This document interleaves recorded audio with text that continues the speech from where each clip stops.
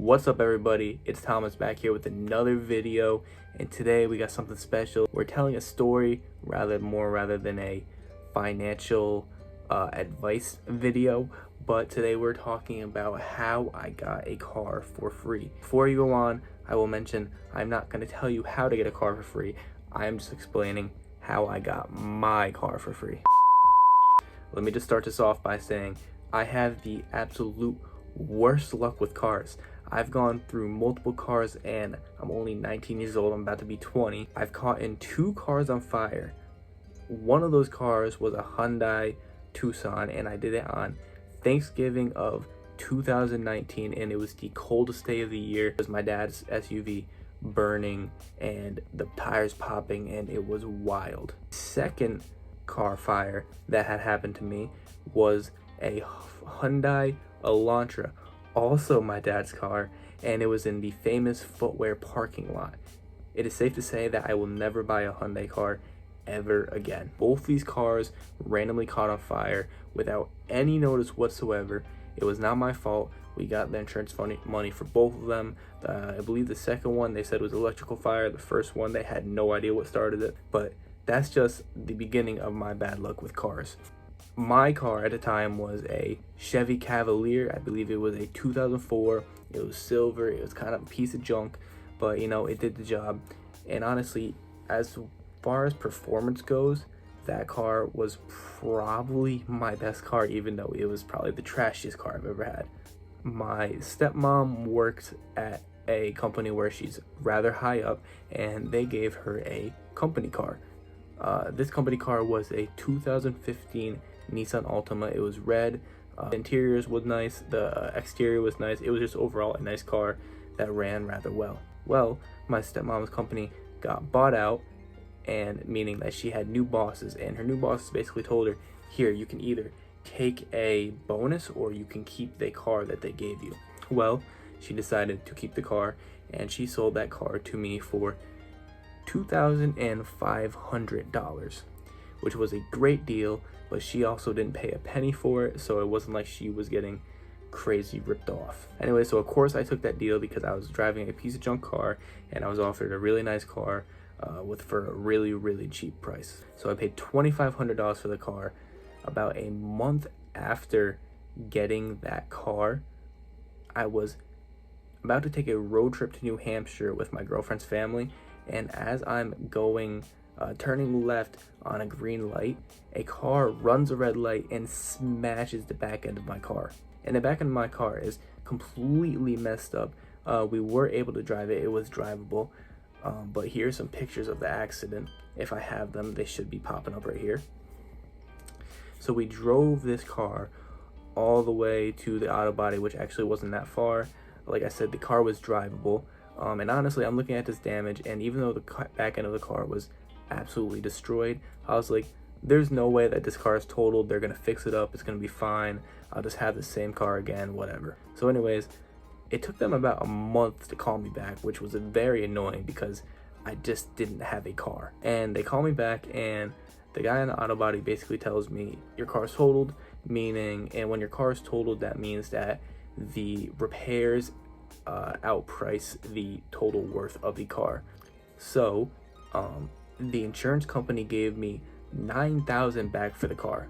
So I spent $2,500 on a car, it got totaled, and I got $9,000 back. So at this point we are $6,500 in profit basically while I look for a new car. So it takes me a very long time to find a car because I'm being very specific. I have either 2 routes to take. The first route would be finding a very cheap car and banking the rest of the money, making it so I actually kind of made profit from the car. The second option would be doing the alternative, which is buying a nicer car and maybe spending a little extra money over the $9,000. Well, I decided actually to go right in the middle of those, and I found a car at a dealership about an hour from my house, where I found a Volkswagen Jetta 2011 that I personally really liked. Now, Volkswagen Jetta was a car that I've been looking for. I looked at new ones, or newer ones I should say, with very low miles,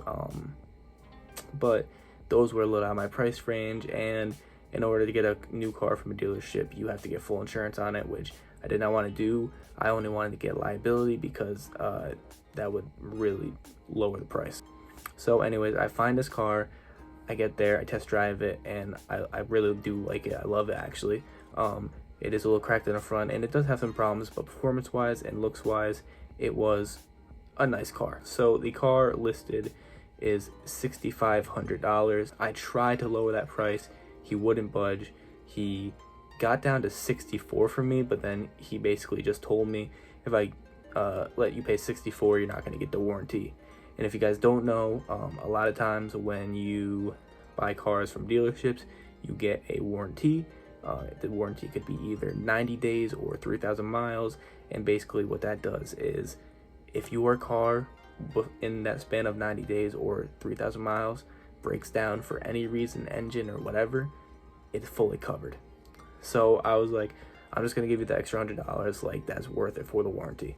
So the car was $6,500, and I spent about $400 in registration fees and all that stuff. So overall the car is about $6,900. So I made $9,000 off the Nissan Altima, which got totaled, and I spent $6,900 on the car, the 2011 Volkswagen Jetta. This meaning my leftover money was about $2,100, but after not paying for gas for a whole basically 2 months and also not paying for insurance, that $400 basically goes to zero, because in 2 months it probably cost me about that for gas and insurance. So I spent $6,900 on the car, $9,000 I got back from the insurance company, and I saved about $400 in gas, meaning that I have a grand total of $2,500 left, which is what I paid for the original Nissan Altima. So math all added together and all that stuff, I basically got my 2011 Volkswagen Jetta for free. Now this car is a nice car. It is not anything crazy expensive. I believe Kelley Blue Book has it between the 6 to 7 range. It's in good condition. It does have a decent amount of miles on it. I believe 133,000 when I bought it. It is much higher now because I've had the car for probably 8 to 9 months. It still runs really well, and I gotta admit, I still really like the car. So, and I'm not saying that you should go out and crash your car to get the insurance money, because that is insurance fraud, and the FBI will be at your door. FBI, open up! I just really wanted to share the story because it is honestly a crazy story for me, and I really like flexing the fact that I've caused two. Whoa. FBI, open up! Before the FBI be knocking on my door saying I got insurance fraud. I did not cause 2 car fires, but I was involved in 2 car fires, and I like to talk about it because it's something that is crazy. The odds online are like 1 in, I think, like 50 to 100 to get in a car fire, or to be involved in a car fire. So I can only imagine what it's like to be in 2 car fires in your life. And I've had both these car fires within 2 or 3 years of each other.